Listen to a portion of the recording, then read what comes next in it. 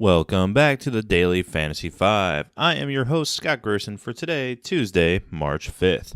So we have 6 games on the NBA slate tonight, and there is some news in both Major League Baseball and the NFL to get to today. But before we get there, let's thank mathradio.com for hosting this show today. You can go to mathradio.com to pick up a math course for your child if they are between the ages of 7 and 17.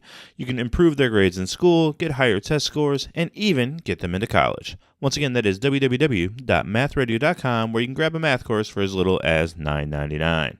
All right, let's get into our top stories of the day, and we're going to start with the New Orleans Pelicans. All right, remember, we are no longer starting Anthony Davis. We don't want him on our team. We don't want him in our lineups. He is out. Last night, he did not even play in the fourth quarter, despite playing in the first 3 quarters and having a decent effort. But the guys you want going forward are Drew Holiday and Julius Randle. They are both absolute monsters right now. Randle has scored 50 fantasy points in 4 of his last 5 games. That is incredible. All right, Drew Holiday is the absolute epitome of consistency. So let's go through his last 8 games. We have 40, 46, 40, 39, 44, 49, 36, 61. Right? That is absolute consistent performance. Right? That's the kind of guy you want in your lineup on a day-to-day basis. So going forward, I want to start Drew Holiday and Julius Randle because they're the guys that are in there at crunch time, getting the important rebounds at the end of the games, getting the free throws, doing all that stuff to pad their stats in the fourth quarter when the game slows down. So again, New Orleans Pelicans, Julius Randle, and Drew Holiday are my guys going forward. Let's stay in the NBA and talk about the Lakers. So they had some injuries and they lost another game last night. So Ingram didn't play with shoulder soreness caused in the shoot-around.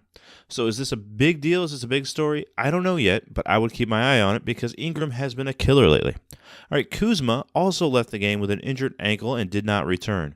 Is this a big deal? Again, we don't know. They're going to be reevaluated today. We'll hopefully know more by tomorrow. But these are 2 big stories of guys that are playing reasonably well. For a Lakers team that can't seem to get it together, they're still putting up decent fantasy points. So I would watch out for that situation. Okay, now let's move on to the NFL for story number 3. We're going to go to Kansas City, where they are seemingly shipping out everyone who plays even decently on defense. So Dee Ford and Justin Houston last year combined for 22 sacks. Well, apparently they're both on the the trade block, and it seems like they're both not going to be with the Kansas City Chiefs next season. So what does that mean for fantasy purposes?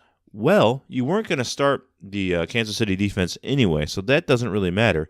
I think what it means is they're going to give up even more points than they gave up last year, so everyone on the Chiefs offense should be ready to be in your starting lineup next season.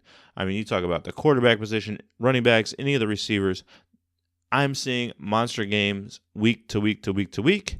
Patrick Mahomes, MVP this year, he should be by far the number 1 quarterback heading into the fantasy season next year. All right, let's go ahead and move to spring training and Major League Baseball.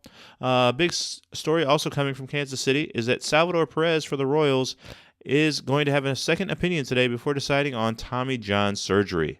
So he's a catcher who's had 27 home runs the last 2 seasons, very good fantasy player. Most likely he is going to be out. We will know more by the end of the day. They do have 2 in-house players that might start for them this year, but I would look for them to make a deal.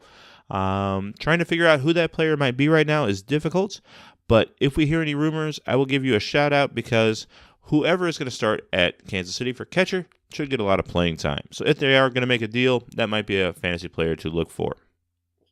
And finally, we only have 6 games on the NBA slate tonight, so I want to give you 1 player to start and 1 player to sit. Let's start with the sits. I'm going to sit Terry Rozier. All right, Terry Rozier, he stinks. The Celtics stink. The whole thing stinks, right?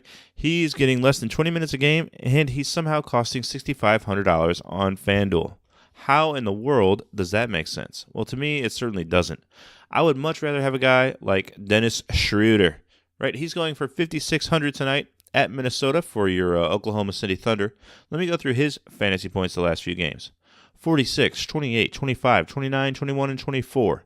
Now, those 20s aren't super exciting, but for $5,600, you can afford to have a game in the mid-20s. And with upside of 46 points, he's a very solid play tonight at Minnesota.